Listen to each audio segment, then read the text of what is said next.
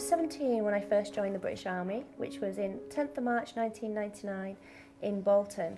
The reason I actually joined the army was to escape from my parents, in so much that I was a bit of a wild child and I knew that my college report was coming through. So rather than getting trouble off my mum, I got my dad to sign the paperwork and I was off into the army. I played rugby for the British Army and did a lot of sports, and I was so passionate about what I did. I even trained civilians into soldiers in phase 2.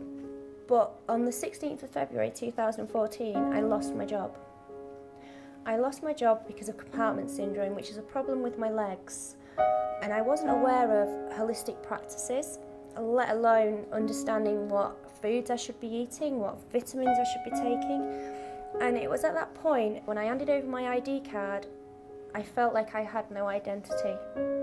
I broke down and I could not handle the fact that I didn't understand where I was going, what I was going to do next. I'm 33 years old, I've been pensioned off, and I'm a veteran. I couldn't understand why I had this amazing career and now I had nothing. And it got to the point that where I just didn't want to be here. And 2 failed attempts on my own life that evening. So when my husband came home, I knew I had to tell him because I hadn't opened up to anybody. And the hardest thing with depression is speaking out and opening up. If you're not ready to accept you've got an illness, a disability, then unfortunately you can't move forward with it. You have to, the first part of any healing process has to be acceptance. I can't say come off drugs if the doctors have prescribed them. What I can say is look for the alternative approach.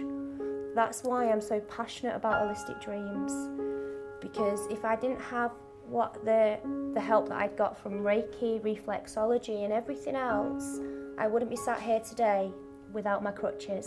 I want to open people's eyes to what holistic practices there are out there and bring everybody together. And on the 18th of January, we launched at Ruby Hall, and it was a fantastic day, absolutely amazing, and I could not believe the support. And then on the 19th of January, my very first exhibitor decided he would take up my lovely offer of being my business partner and a fellow director. I think with anything, if you've got a vision, a dream, a belief, hold on to it, do something with it, because Holistic Dreams isn't just about me and my story. It's about every single person that's part of the holistic dream.